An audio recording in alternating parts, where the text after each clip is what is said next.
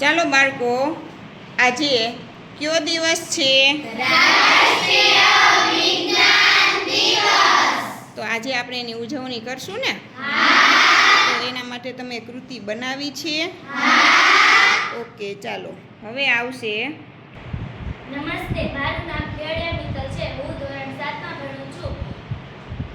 આજનો મારો વિષય ડોક્ટર સીવી રામન. 28 ફેબ્રુઆરી 1928 એ ભારતીય ઇતિહાસનો એક મહત્વનો દિવસ છે, કારણ કે આ દિવસે ચંદ્રશેખર રમણે એક મહાન શોધ કરી. આ શોધ માટે તેમને 1930માં નોબેલ પુરસ્કાર પણ આપવામાં આવ્યો. આ દિવસે આપણે વિજ્ઞાન દિવસ ઉજવીએ છીએ. નમસ્તે, મારું નામ કિહડિયા ભૂમિ છે. હું આજે તમને વિજ્ઞાનનું મહત્વ જણાવીશ. વિજ્ઞાન અને ભારતીય સંસ્કૃતિનો ખૂબ જ નજીકનો સંબંધ છે. આજે વિજ્ઞાનના કારણે માણસે અશક્ય કામોને શક્ય બનાવી દીધા છે. આજે વિજ્ઞાન આપણા જીવનનો અતૂટ ભાગ બની ગયો છે. વિજ્ઞાનના ચમત્કારના કારણે જ માણસ આજે ચંદ્ર પર પહોંચી ગયો છે. વિજ્ઞાન એક એવો જ વિષય છે કે જે દિન પ્રતિદિન વધતો જાય છે. નમસ્કાર, મારું નામ પરમાર કિશોરી છે. હું ધોરણ 7માં અભ્યાસ કરું છું. આજનો મારો વિષય છે આલ્બર્ટ આઇન્સ્ટાઈન.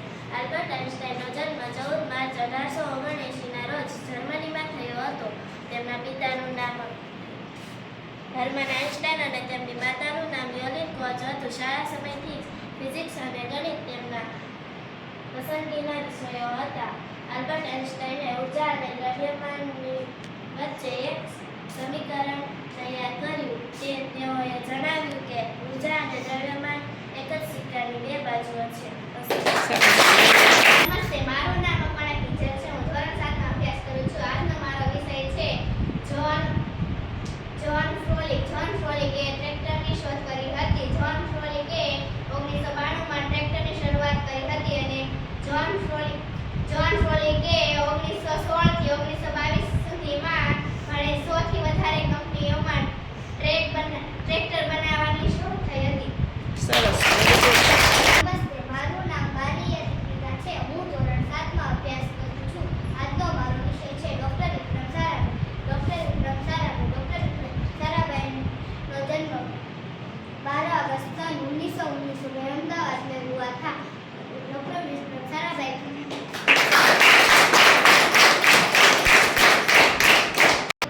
साराभाई के पिताजी का नाम अंबालाल था और उनकी माता का नाम सरला देवी था. डॉक्टर विक्रम साराभाई 8 भाई बहन थे. डॉक्टर विक्रम साराभाई ने हिमालय की चोटी पर बादल से आती किरणों की शोध की थी. નમસ્તે, મારું નામ આરાધના. હું ધોરણ 7માં અભ્યાસ કરું છું. આજનો મારો વિષય છે કે ડૉક્ટર એપીજે અબ્દુલ કલામ. અબ્દુલ કલામ મહાન વૈજ્ઞાનિક હતા. તેઓ 11મા રાષ્ટ્રપતિ હતા. તેમનો જન્મ 15મી ઓગસ્ટ 1931ના રોજ તમિલનાડુના રામેશ્વરમાં થયો હતો.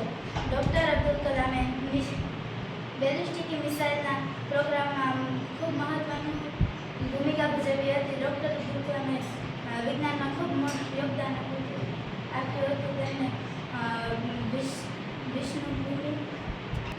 નમસ્તે, મારું નામ સાસકિયા આરાધના. હું ધોરણ 7માં અભ્યાસ કરું છું. સૌરી અબ્દુલ કલામનો જન્મ 15મી ઓક્ટોબર 1931ના રોજ તમિલનાડુના રામેશ્વરમાં થયો હતો. તે મોટા મિસાઇલમેન હતા.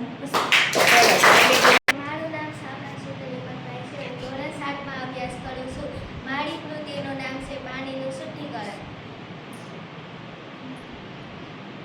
જ્યારે આપણે આમાં પાણી નાખીએ છીએ ત્યારે તે પાણી આમાં શુદ્ધ નીકળે છે. આપણે પાણીને શુદ્ધ કરવા માટે મોટા કાંકરા, ઝીણા કાંકરા, રેતી અને રૂની જરૂર પડે છે.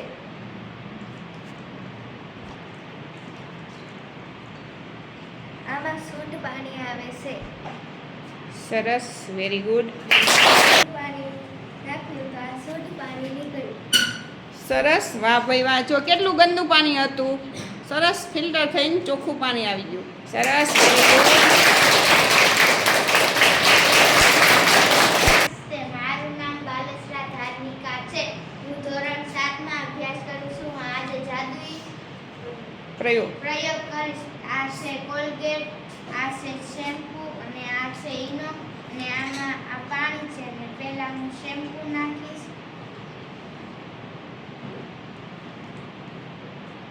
હવે હું કોલગેટ નાખીશ.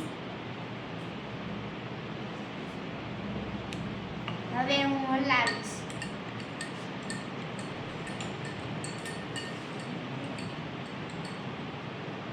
હવે હું ઈનો નાખીશ.